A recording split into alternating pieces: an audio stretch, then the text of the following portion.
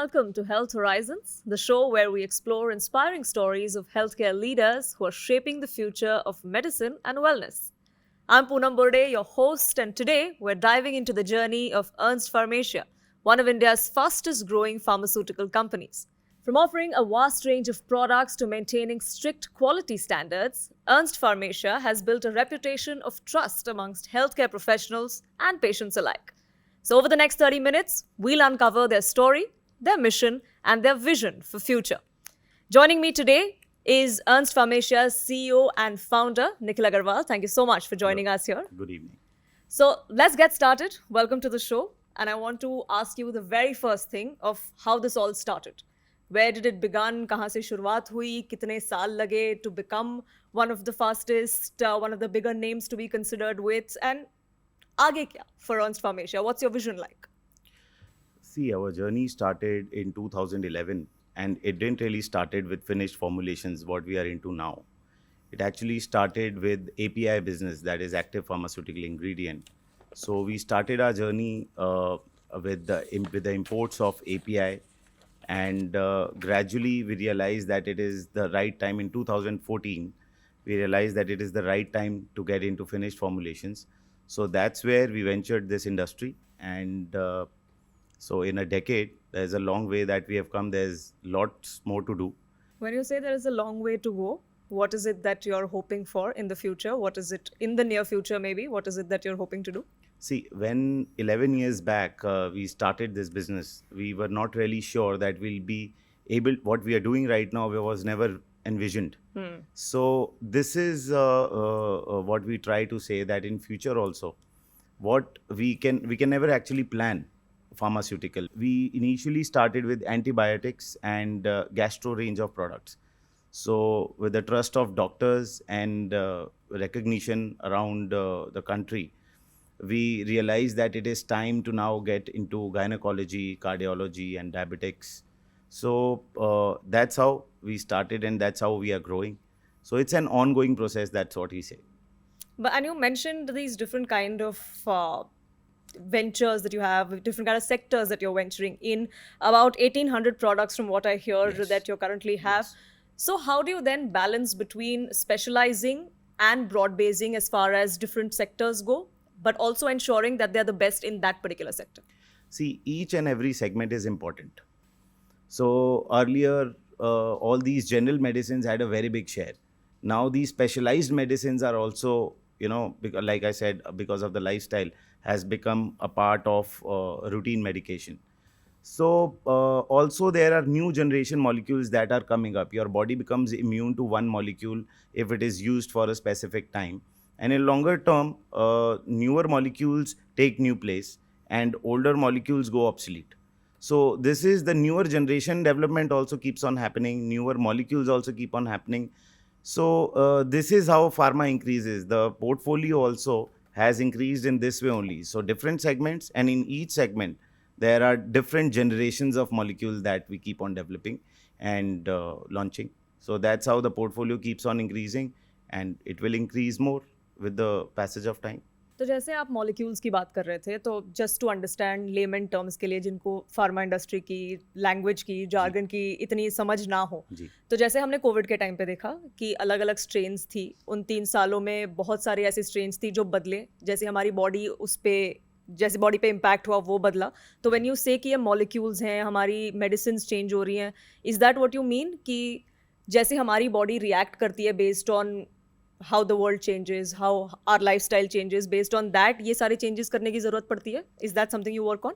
जी, इसको अगर layman language में बताना है तो इसके 2 पार्ट्स हैं, एक प्रिवेंशन और एक क्योर. इंडिया में हमने हमेशा क्योर पे ध्यान दिया है, प्रिवेंशन पे नहीं. हमारा प्रिवेंशन का जो मार्केट शेयर है वो बहुत कम रहा है हमेशा से. लेकिन कोविड के बाद से जैसे इम्यूनिटी बूस्टर्स हैं या इम्यूनिटी के ऊपर ध्यान देना, हम लोग अब market is now flooded with preventive medications. तो अब ये 2 पार्ट्स में पहले तो डिवाइड होती है मेडिकेशन. तो प्रिवेंशन एक नया सेगमेंट है जो मार्केट में आया है, उसके अंदर इम्प्रूवाइजेशन हो रहा है, और जो लाइफस्टाइल से जुड़ी मेडिसिन्स हैं उसमें प्रिवेंशन और क्योर दोनों आते हैं. क्योर इसलिए क्योंकि अगर हम एक मेडिसिन को पिछले 10 सालों से खा रहे हैं या एक मॉलिक्यूल है जो हमारी जनरेशन में यूज़ हो रहा है, तो वो मॉलिक्यूल को हमारी बॉडी इम्यून हो जाती है और उसके बाद हमें एक न्यूअर जनरेशन मॉलिक्यूल की ज़रूरत पड़ती है। तो फिर ऐसे ही आगे मूव ऑन होता रहता है और बहुत बार अलग अलग स्टेट्स में भी हमारा एक पीएच बैलेंस होता है बॉडी का। तो सेम रेमेडी के लिए जो मेडिकेशन दी जाती है वो अलग अलग पार्ट्स ऑफ इंडिया के हिसाब से भी कई बार मॉलिक्यूल अलग होता है।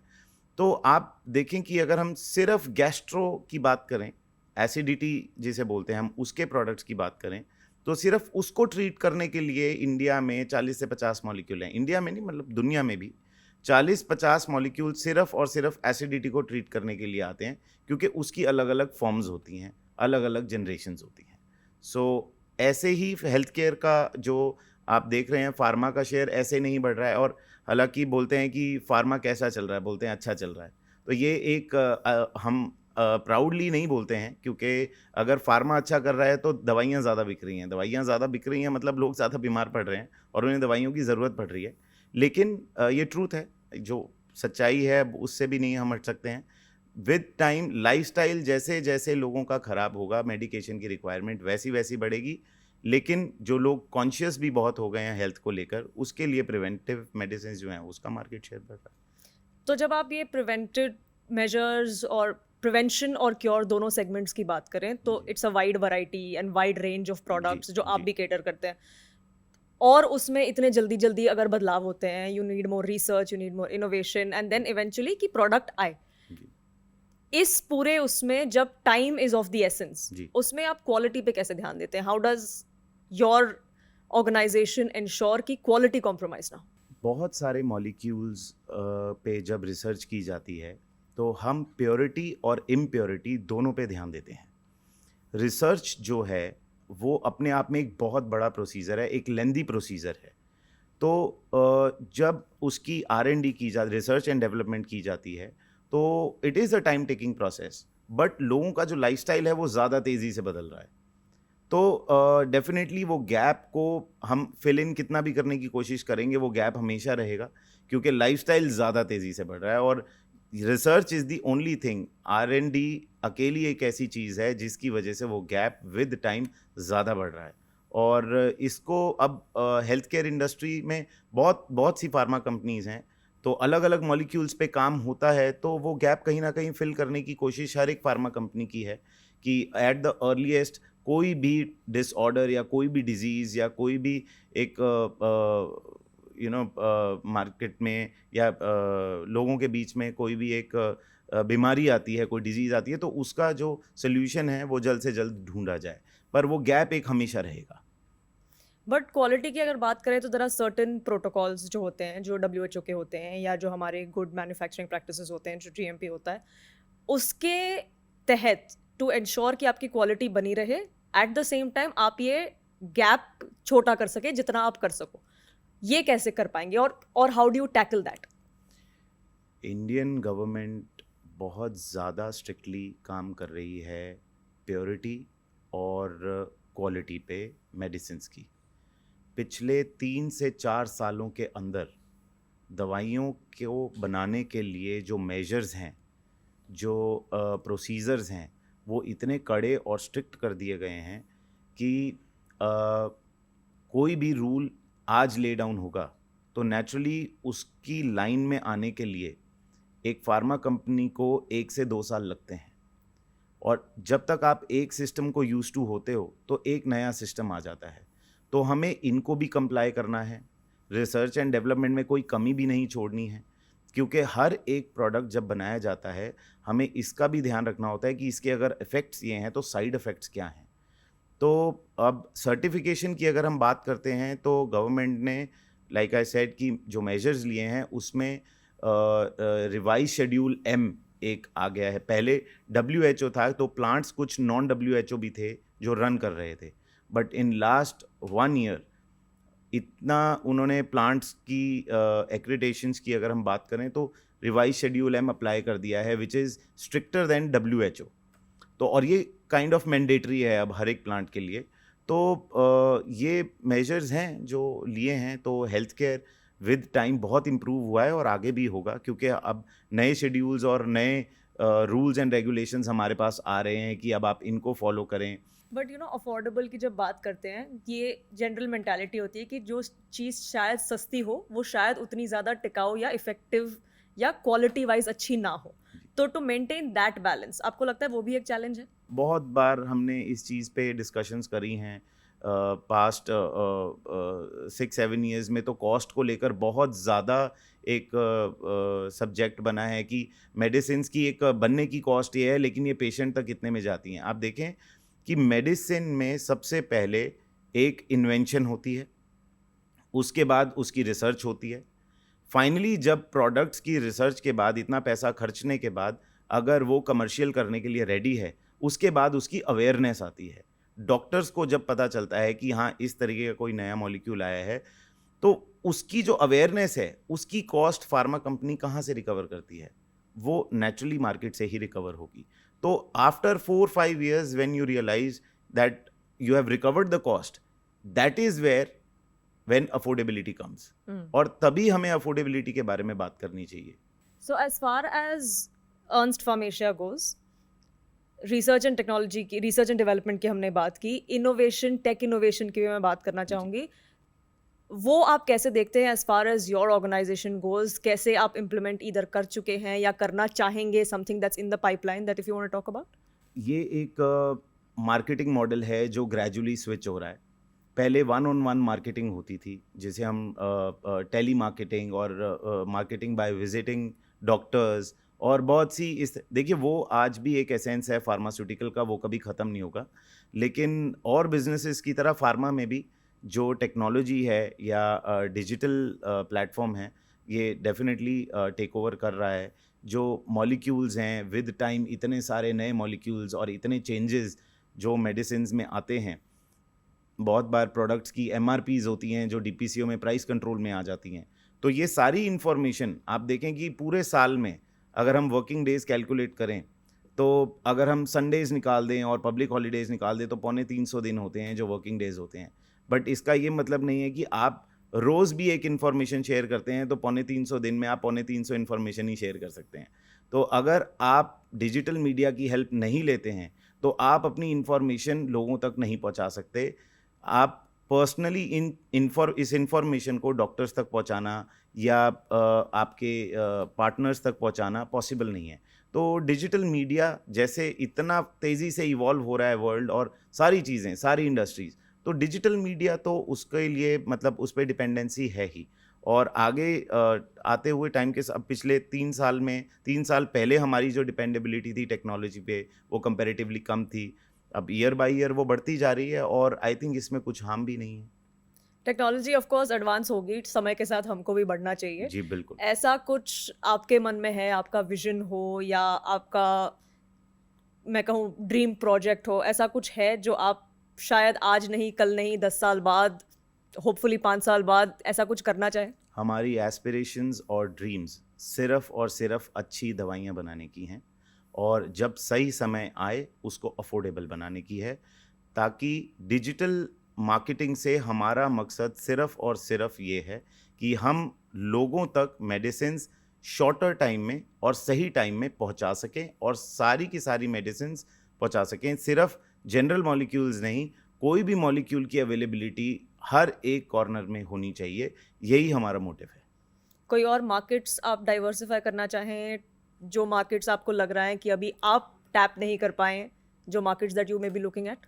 We want to cater our country first, and with the existing setup we have been successfully able to do this. But yes, approximately 6 countries now we are exporting to. With the expanding infrastructure we will try to cater more countries, but for us it's India first. You know, COVID was a very difficult time. It gave us very important insight into how we really need certain healthcare professionals, certain industries, certain entrepreneurs to work as hard as they do, because it's very, very important and health can't be taken for granted. आपकी ऐसी कोई कहानियाँ हैं with anybody that you work with or with healthcare professionals or anything that you would want to highlight that talk about why it's really important to give credit where it's due, especially in your industry? I think आपकी life में एक point आता है जब आपको reality check मिलता है. So Covid for each and everybody was actually a reality check.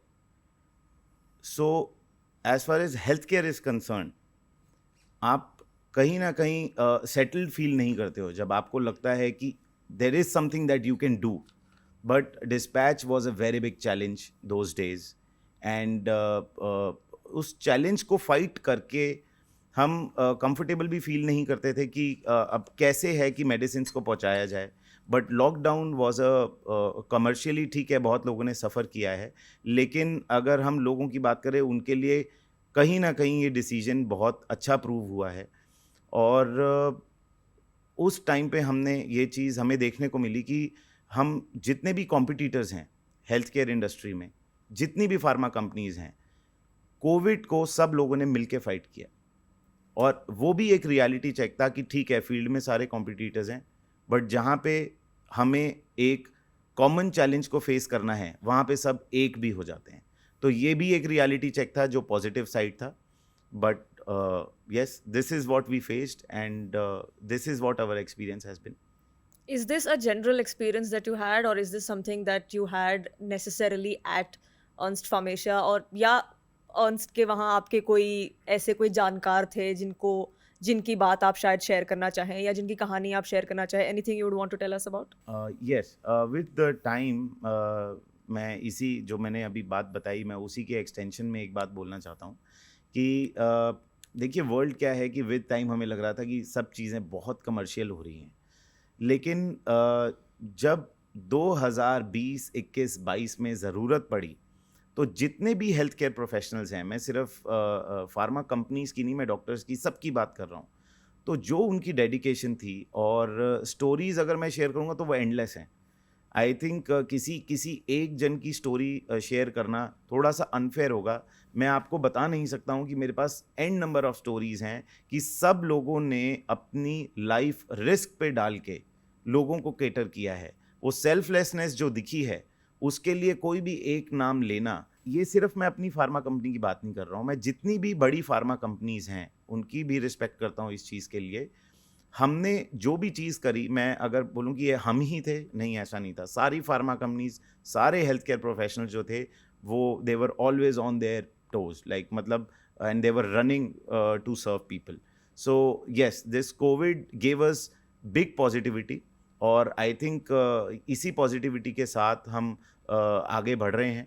और लेकिन हमें ऐसे मोटिवेशनल सब्जेक्ट्स दोबारा नहीं चाहिए हैं कोविड जैसे, but still I think it has been a learning experience for all. I wouldn't say in a good way, but of course we learn from what our past teaches us, Yes. what history teaches us, Correct. and it also gives us lessons for the future. जी. तो आगे की अगर बात करें, future की बात करें, yes, ये दौर कभी वापस ना आए, बट अगर आए तो आपको लगता है हम बेटर प्रिपेयर्ड होंगे? Absolutely yes.